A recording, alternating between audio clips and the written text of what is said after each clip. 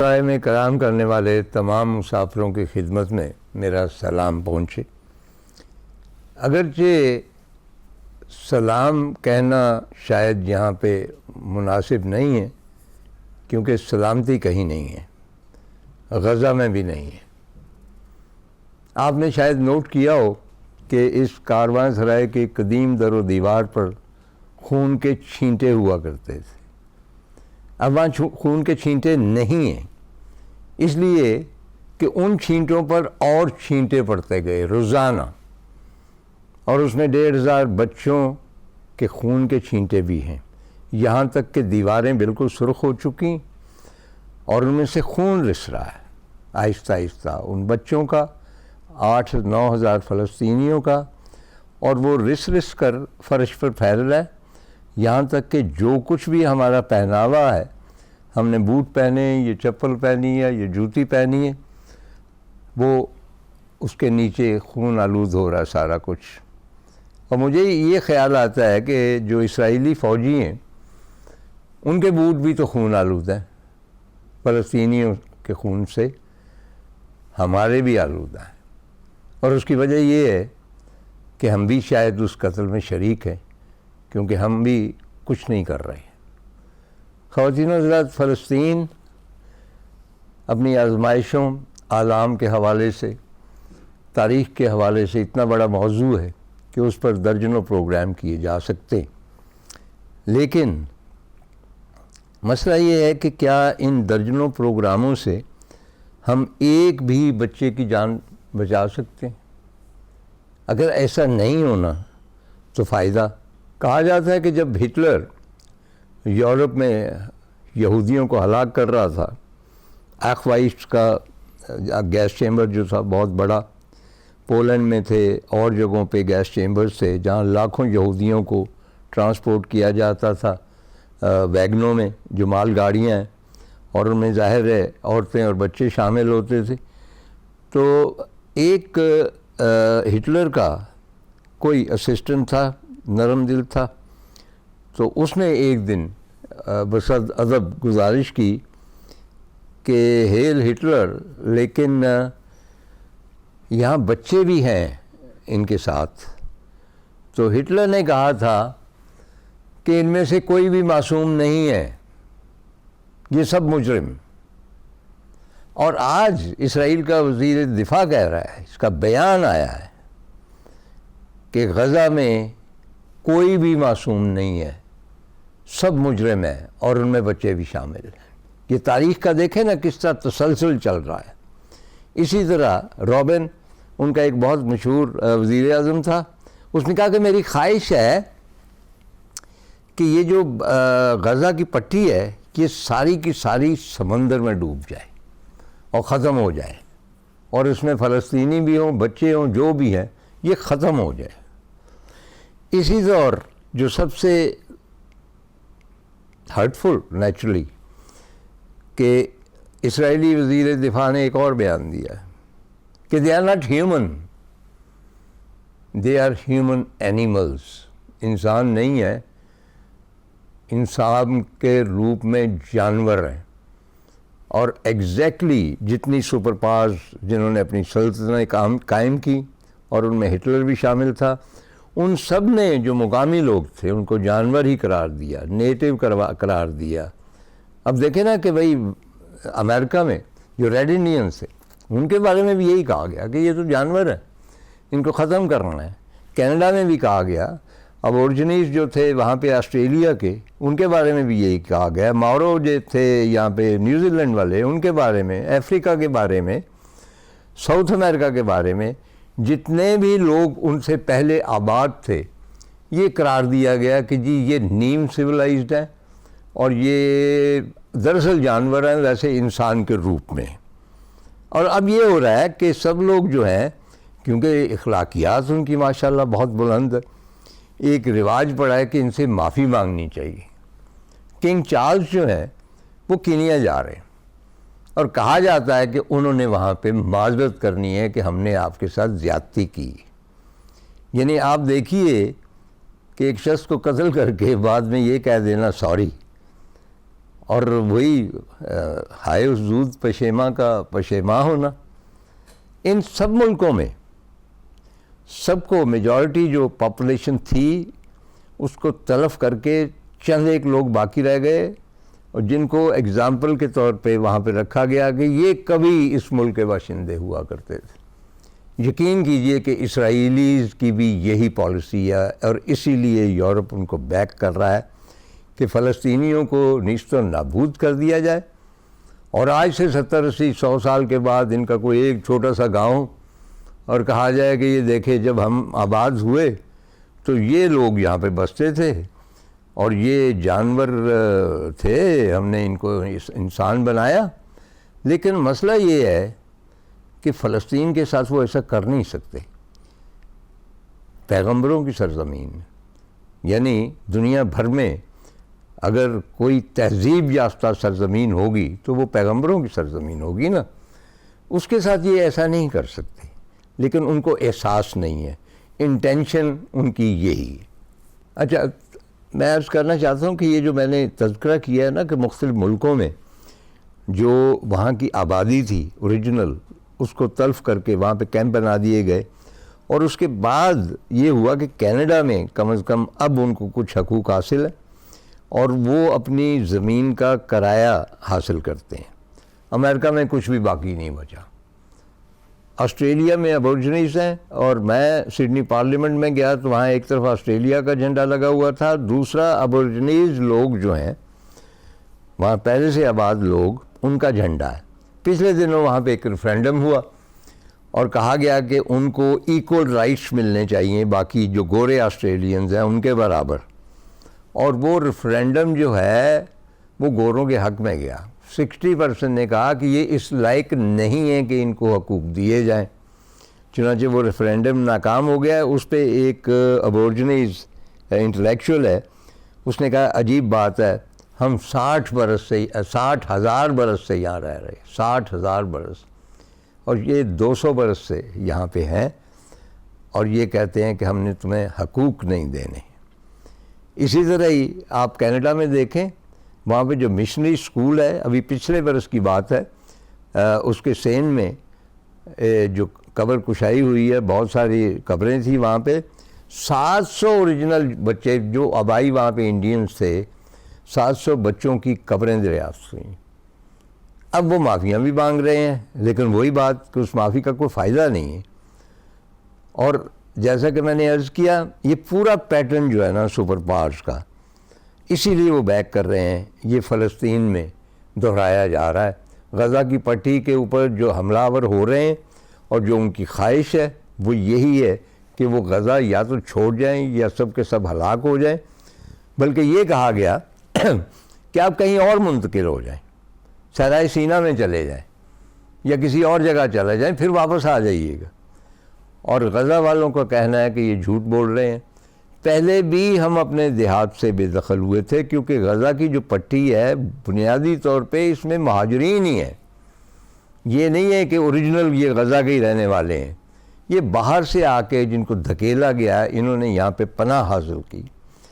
تو ابو جالب ایک American Palestinian ہے، نوجوان ہے، وہ دن رات جب یہ سلسلہ شروع ہوا تو اس کے اوپر بیٹھے رہتے تھے اپنے نیٹ کے اوپر، کیونکہ ان کی ہمشیرہ غزہ میں تھی اور ان کی دادی جو 88 برس کی تھی وہ بھی وہاں تھی. اور وہ دادی کو خاص طور پہ کہہ رہے تھے کہ آپ یہاں سے نکل جائیں، اور دادی ریفیوز کر رہی تھی.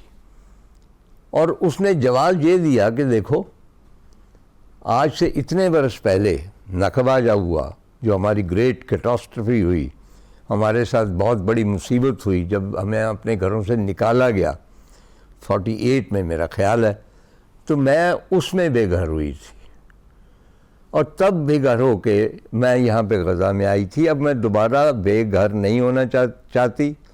میں چاہتی ہوں کہ میں اسی غزہ میں دفن ہو جاؤں ملبے تلے.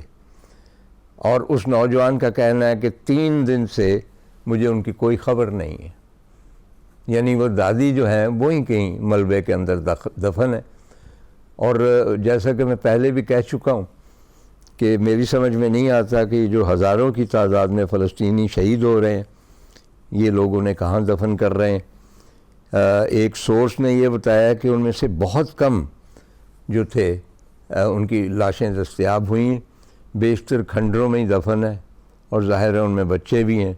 تو یوں جان لیجئے کہ ایک ہیوج گریو یارڈ انجسٹس کا، ظلم کا، زیادتی کا، اور وہ اس کی قبریں جو ہیں، وہ جو کھنڈر ہیں، وہ بلند ہوتے چلے جا رہے ہیں۔ اور امریکہ صاحب بہادر نے تو یہ کہا ہے کہ نہیں، ہم اس حق میں ہیں کہ ان کو مدد پہنچائی جائے۔ تو مدد کیسے پہنچائی جائے؟ ایک طرف مصر ہے، اس کو اپنی فکر پڑی ہوئی ہے، ایک ہی راستہ ہے، وہ بند ہے، دوسرے راستے اسرائیلیوں نے روک رکھے ہیں، چنانچہ ان کے لیے راہ فرار کوئی نہیں ہے، اور ان کو وہی خدشہ ہے کہ اگر ہم ایک دفعہ چھوڑ گئے تو پھر ہم واپس نہیں آ سکیں گے۔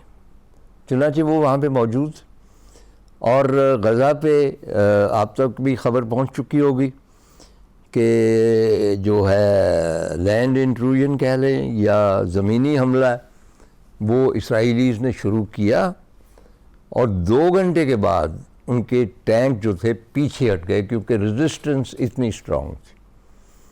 اسرائیلی ڈیفنس منسٹری نے بھی یہی کہا کہ غزہ میں آپ نے جانا تو نقصان بہت ہونا ہے، کیونکہ لوگوں نے کھنڈروں میں بیٹھ جانا ہے، انہوں نے اپنے گھر تو چھوڑنے نہیں۔ اسی طرح ہی ان کا ایک ٹنلز کا سسٹم ہے، جس طرح ویتنام میں نے دیکھا کہ ویٹ کانگ جو گوریلے تھے، انہوں نے زیر زمین وہ ٹنلز میں نے دیکھی ہیں، پورے شہر بسا رکھے ہیں، اس میں کمرے ہیں، اس میں مطلب گودام ہے، اور کئی کلومیٹر طویل۔ تو غزہ میں بھی زیر زمین ایسی ٹنلز ہیں، اور بنیادی طور پہ وہ کھودی گئی تھی اس لیے کہ تاکہ باہر سے خوراک حاصل کر سکے، اور باہر سے آٹا بھی آ جاتا تھا، باقی چیزیں بھی آ جاتی تھی، یعنی چھوٹی موٹی گاڑی ان میں چل سکتی تھی۔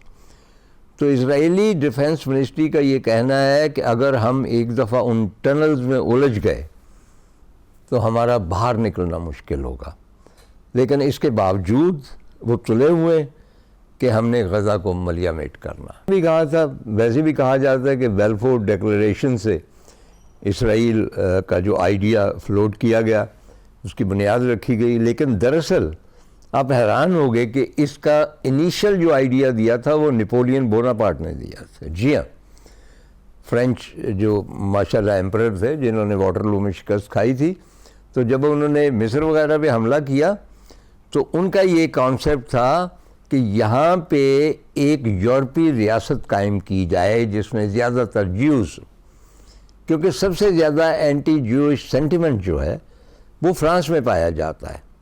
تو نپولین نے یہ حل نکالا کہ ایک تو ان سے چھٹکارا حاصل ہو جائے گا، پھر ایک یورپی ریاست جہاں قائم ہو جائے گی تاکہ یہ ایجپٹ جو ہے ہم اس کے ساتھ ڈیل کر سکیں۔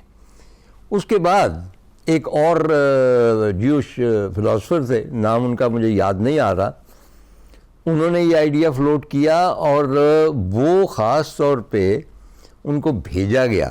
انہوں نے دیکھا ہی نہیں تھا نا فلسطین، وہ اپنی تاریخ کے بل بولتے کہ جی ہم نے وہاں واپس جانا ہے اور 2000 سال پہلے نکلے تھے وغیرہ وغیرہ۔ تو وہ گئے وہاں، اور پہلی مرتبہ انہوں نے فلسطین دیکھا میرا خیال 1895 کے لگ بھگ۔ تو انہوں نے واپس آ کر کہا، وہ ایک تاریخی فکرہ کہا، انہوں نے کہا دوشیزہ خوبصورت بہت ہے لیکن وہ بیاہی ہوئی ہے۔ میننگ دیر بائی کہ وہ سرزمین بہت خوبصورت ہے لیکن اس کے مالک موجود ہیں۔ اور یاد رہے کہ پچھلے ایپیسوڈز میں بھی میں نے اس تفصیل سے آپ کو بتایا تھا کہ کس طرح فلسطین one of the most modern state تھی، اور ایٹ پار تھی یورپین اسٹیٹ کے ساتھ، اپنی ایئر لائن تھی، اپنے شہر تھے، اپنا سارا کچھ باقاعدہ اسٹیمپس تھے۔ تو وہ تب وہ آئیڈیا ڈراپ ہوا، اس کے بعد بیلفور ڈیکلریشن آ گئی، اس کے بعد جو کچھ ہوا آپ اسے جانتے ہیں۔ میرا خیال ہے کہ آپ ولیم ڈیلمپل کے نام سے واقف ہوں گے، مشہور سفرنامہ نگار ہیں، محقق ہیں، اور مغلوں کی تاریخ کے بہت بڑے اسکالر ہیں، بلکہ وہ مغل ہسٹری لکھ رہے ہیں 20 والیومز میں۔ ان کا جو پہلا سفرنامہ تھا، ہی واز 22 اور 23 ایٹ دیٹ ٹائم، اس کا نام تھا ان سرچ آف زیناڈو۔ قبلائی خان کا جو میتھیکل پیلس تھا وہ اس کی تلاش میں نکلے تھے، اور راستے میں مختلف جو ملک ہیں ان کو انہوں نے ڈسکرائب کیا، اور وہ اسرائیل کے راستے آئے تو انہوں نے ایک بڑا دلچسپ انسیڈنٹ لکھا ہے. کہنے لگے کہ میں ایک فلسطینی گاؤں میں تھا اور باہر گاؤں کے ایک کنواں تھا کوئی پرانا، نزدیک ایک بوڑھا شخص بیٹھا ہوا تھا، تو میں بھی وہاں تھا. اتنی دیر میں اسرائیلی ٹورسٹوں کی ایک بس آگے کھڑی ہوئی، اس میں سے کچھ 30-40 ٹورسٹ نکلے. اسرائیلی ٹورسٹ سے مراد یہ ہے کہ موسٹ پرابلی جیوش، جو امریکن بھی ہوں گے، یورپین بھی ہوں گے، لوکل بھی ہوں گے، اور ان کے ساتھ ایک گائیڈ تھا. وہ گائیڈ کہنے لگا ان کو کہ ہم خاص طور پہ اس لیے یہاں ٹھہرے ہیں کہ یہ دیکھیں یہ کنواں کتنا قدیم ہے، اور یہ حضرت داؤد علیہ السلام کے زمانے کے، اور عین ممکن ہے کہ حضرت داؤد علیہ السلام نے اس سے پانی بھی پیا ہو، اور یہ ثابت کرتا ہے کہ ہمارا کلیم کتنا جینوئن ہے لینڈ آف اسرائیل پہ. چنانچہ تمام ٹورسٹ بہت متاثر ہوئے، تصویریں وغیرہ انہوں نے کھینچیں اور چلے گئے. ڈیل لمپر کا کہنا ہے، ان سرچ آف زیناڈو، آپ چیک کیجئے گا کہ اس نے لکھا ہے، اس نے کہا میں نے اس فلسطینی بوڑھے سے، وہ راؤنڈ اباؤٹ 90، میں اس کے پاس گیا اور میں نے کہا کہ آپ نے سنا جو کچھ یہ کہہ رہے تھے؟ کہنے کہا ہاں میں سنتا رہتا ہوں. انہوں نے کہا کہ کیا واقعی یہ حضرت داؤد علیہ السلام کے زمانے کا کنواں ہے؟ کہنے کہا بھائی بات یہ ہے کہ یہ میرے دادا نے خود بنوایا تھا اور میں چھوٹا سا تھا جب یہ کنواں کھودا گیا ہے. اب لوگ یہاں پہ آتے ہیں اور وہ کہتے ہیں کہ داؤد علیہ السلام کا کنواں ہے، میں ان کو کیا کہہ سکتا ہوں؟ ہمارے ہاں آرکیالوجی جو ہے اس کو as instrument of oppression, archaeology تو ہے نا کہ پرانے علوم کے، پرانی تہذیبوں کو کھودنا، ان سے کوئی سبق حاصل کرنا یا ان سے کوئی آگاہی حاصل کرنا.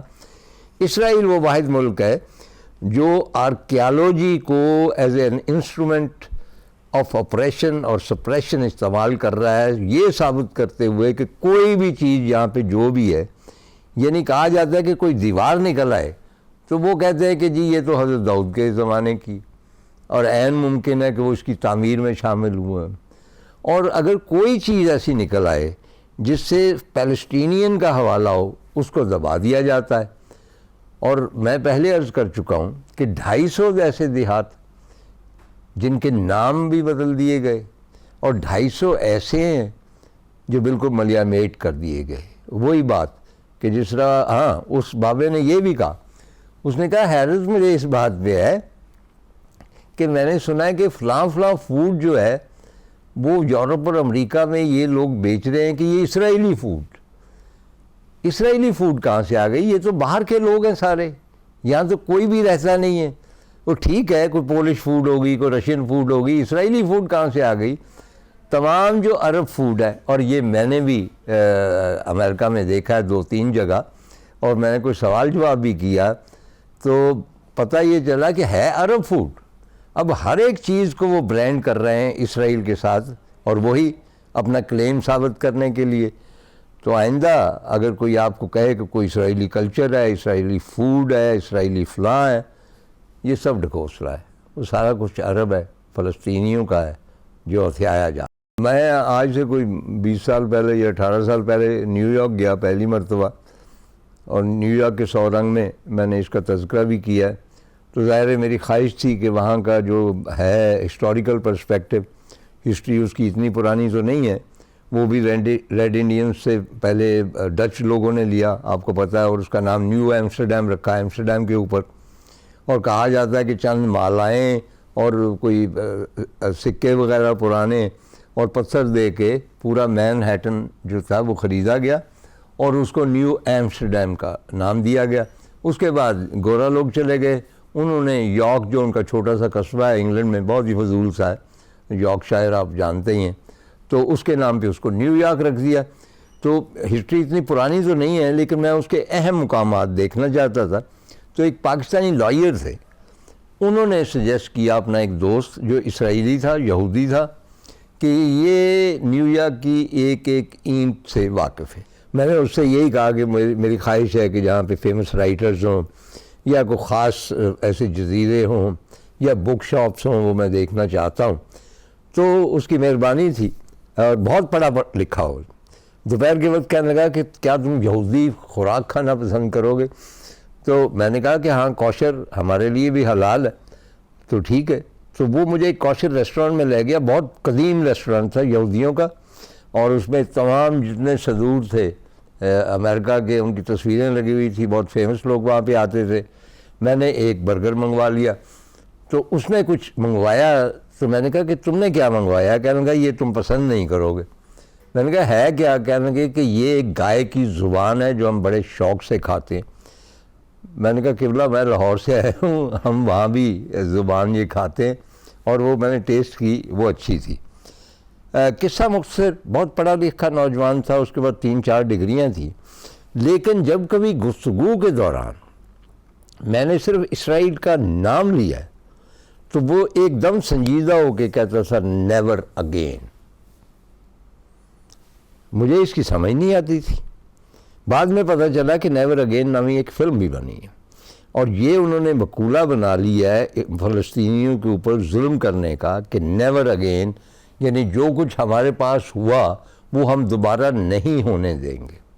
پیانو ایک فلم تھی, شاید آپ نے دیکھا, درجنوں فلمیں بنی ہیں یہودیوں کے بارے میں, فلسطین کی ایک بھی نہیں بنی. تو ان کے پاس پروپیگنڈا کا ہتھیار ہے. جیسے میں نے اپنے ایک پچھلے پروگرام میں کہا تھا کہ ایک این فرینک کو لے کے ان کو آج تک زندہ رکھا ہوا ہے. ایمسٹرڈیم میں این فرینک فاؤنڈیشن ہے اور وغیرہ وغیرہ, اور وہاں پہ مطلب ہے کہ غزہ میں سینکڑوں این فرینکس دفن ہے, اور کئیوں نے ڈائریاں بھی لکھی, میں نے ان کا تذکرہ کیا ہے. وہ ایک بچی جو ہے وہ بیٹھی ہوئی ہے, اس نے کھانا پینا بھی نہیں کچھ کیا, الیکٹریسٹی بھی نہیں ہے, اور وہ لکھ رہی ہے کہ وہ لکھ رہی ہے ڈائری کہ میرا امتحان ہے کل, اور اسرائیلی اتنا نہیں کرتے کہ آج کی رات بمباری نہ کریں. اس طرح درجنوں ڈائریاں لکھی گئی. تو ہماری تمام جو ہے این فرینکس وہ دفن ہو گئی, ان کی ایک این فرینک زندہ ہے, اور ظاہر ہے اس میں ان کا اپنا ڈسپلن ہے, ان کی انٹلیکٹ ہے, اور ہم بہت بودے ہیں کیونکہ ہم اپنی این فرینکس کی نہ قدر کرتے ہیں نہ ان کو زندہ رکھ سکتے ہیں. چنانچہ وہ یہودی بار بار یہی کہتا تھا کہ نیور اگین, نیور اگین. اچھا, میں یہ یہاں پہ حقیقت دہرا دینا چاہتا ہوں کہ جب میں کہتا ہوں کہ اسرائیل یہ یہودی, دیٹ ڈزنٹ مین سارے یہودی. میں یہودیوں کی لیاقت کا, انٹیلیجنس کا بےحد مداح ہوں, اور بڑے بڑے جینیس پیدا ہوئے ہیں, اور واقعی یہاں پہ پاکستانی ایسے جاتے ہیں امریکہ, وہ کہتے ہیں کہ ہم کسی یہودی کے فیکٹری میں کام کریں, وہ تنخواہ وقت پہ دیتے. اور مطلب کارل مارکس اور فرائڈ اور ادھر آئنسٹائن وغیرہ اتنے بڑے دماغ پیدا کیے. تو میرے ذہن میں کبھی بھی یہودیوں کے حوالے سے کوئی ایسا مطلب ریزرویشن نہیں, میں صرف صہیونیوں کی بات کر رہا ہوں. امریکہ میں ایک ایسا مظاہرہ ہوا ہے جس کی ویڈیو آپ دیکھیں گے کہ جس میں تمام کے تمام یہودی شامل ہیں, ہزاروں کی تعداد میں, اور وہ اسرائیل کے خلاف نعرے لگا رہے ہیں. چنانچہ ایوریج یہودی کی میں بات نہیں کر رہا, ان کے میں مداح ہوں. تو اردگان ظاہر ہے کہ واحد مسلم سربراہ ہے جو کھل کھلا کے برسر عام لاکھوں کے مجمع میں اسرائیل کو کنڈیم کر رہا ہے, اور اسرائیل نے اپنا سفارتی عملہ وہاں سے واپس بلا لیا ہے, اور وہ کہہ رہا ہے کہ یورپ اس کے پیچھے ہے. اور اردگان نے ایک بڑی انٹرسٹنگ بات کی, اس نے کہا کہ یہودی یہ کہتے ہیں کہ ہم کبھی یہاں رہا کرتے تھے, نکالے گئے, اس لیے اب ہم واپس آئے ہیں تو ہمارا حق بنتا ہے. تو ان سے گزارش یہ ہے کہ اندلس میں ہم تھے مسلمان, سینکڑوں برس سے, 600-700 برس سے ہم وہاں پہ آباد تھے. آپ نے ہمیں نکالا, تو کیا ہم پھر کلیم کر سکتے ہیں کہ ہسپانیہ ہمارا ہے؟ آپ کی اجازت ہو تو پھر ہم یہ بھی کلیم کر دیتے ہیں کہ اندلس ہمارا ہے.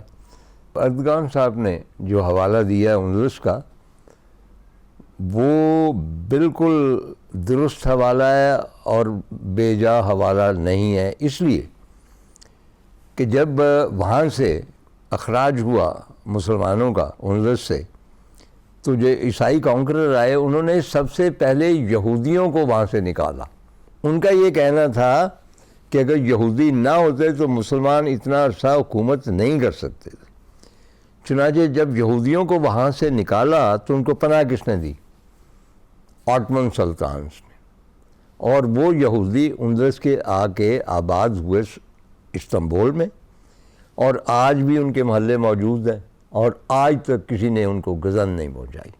ایمسٹرڈیم کا ایک ڈیم سکوئر ہے, وہاں روزانہ ایک بوڑھا فلسطینی آ کر بیٹھتا ہے، جو ہلاک شدہ بچے ہیں ان کی تصویریں سجاتا ہے، جو لینڈ غصب ہو گئی ہے ان کے نقشے سجاتا ہے اور بیٹھا رہتا ہے یوں کر کے۔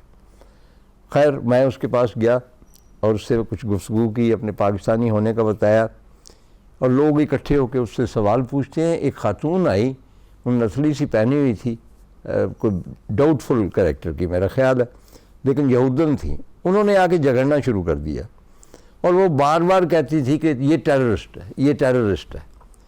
تو فائنلی بابا نے کہا کہ میں ٹیررسٹ کیسے ہو سکتا ہوں، میں تو اپنی سرزمین پہ ہوں اور تم کہیں اور سے آگے وہاں پہ بسے ہو، اور ٹیررسٹ ہمیں کہتے۔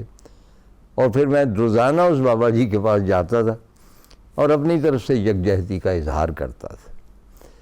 خواتین حضرات، اندلس میں اجنبی میں درج ہے کہ وہاں کرتبہ میں ایک بہت پراسرار قسم کی خاتون تھی عرب، اور اس کے بارے میں بتایا گیا کہ وہ ہر سال کرتبہ آتی، اور اس کے پاس میرا خیال غرناطہ تو 500 سال ہوئے، 600 سال ہوئے، کرتبہ بہت عرصہ پہلے عیسائیوں کے پاس چلا گیا تھا۔ اس کے پاس اپنی پرانی حویلیوں کی اور جائیدادوں کی کنجیاں تھیں، اور وہ ان کی یاد میں آتی تھی وہاں پہ ہر سال۔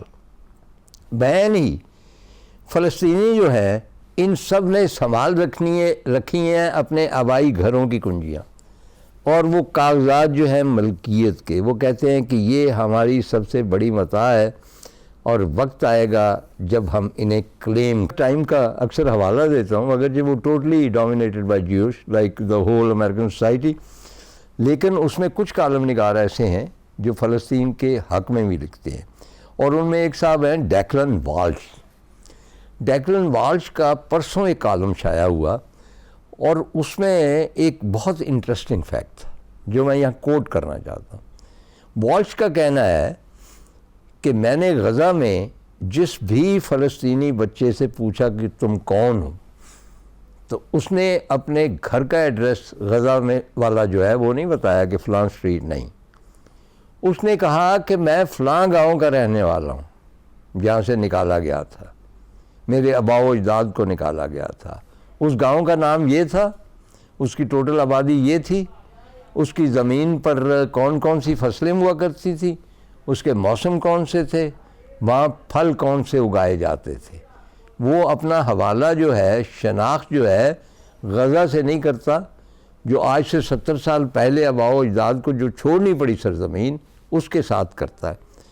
تو اس نے کہا، والش جو ہے، اس نے کہا کہ I was amazed کہ یہ بچہ جو ہے یہ کیسے مطلب ہے کہ یہ سارا کچھ یاد رکھ رہا ہے، سارے بچے جس سے آپ پوچھیں گے غزہ کا ایڈریس نہیں دے گا۔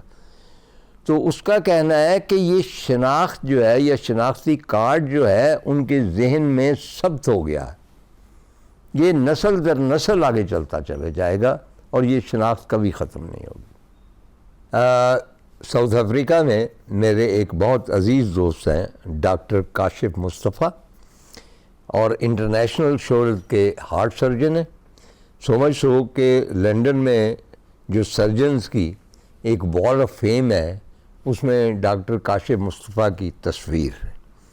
بنیادی طور پہ ڈاکٹر ہیں، اور انہیں یہ شرف بھی حاصل ہوا ہے کہ نیلسن منڈیلا کی جو پرائیویٹ ٹیم تھی ڈاکٹرز کی، وہ اس میں شامل رہے، اس کا علاج کرتے رہے، اور وہ نیلسن منڈیلا کے یہ جو تجربہ ہے ان کے ساتھ رہنے کا، اس کے اوپر ایک کتاب لکھنے کے بارے میں بھی سوچ رہے ہیں۔ بنیادی طور پہ محقق ہیں اور تاریخ دان ہیں۔ میرا خیال ہے کہ جتنا وہ ارض فلسطین کے بارے میں اور مڈل ایسٹ کے بارے میں جانتے ہیں، بہت کم لوگ جانتے ہیں، اور انداز بیاں بھی بہت پرکشش ہے۔ ان کا ایک ویلاگ بھی ہے ہسٹری کے حوالے سے، وہ بھی لوگ پسند کرتے ہیں۔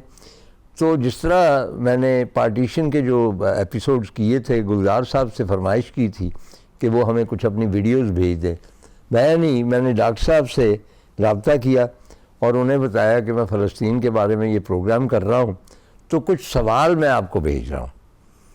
تو انہوں نے بہت مہربانی کی اور ویڈیو کے ذریعے ان سوالوں کے جواب دیے۔ ایک ایسا شخص جو غزہ میں رہا ہے، سو مچ سو کہ یہ جو ہاسپٹل جس میں 400 لوگ شہید ہوئے، وہاں بھی ڈاکٹر مصطفیٰ نے کام کیا ہے، لیکن اس کے لیے آئندہ پروگرام کا آپ کو انتظار کرنا پڑے گا، اور آئندہ انشاءاللہ فلسطین کے حوالے سے آخری پروگرام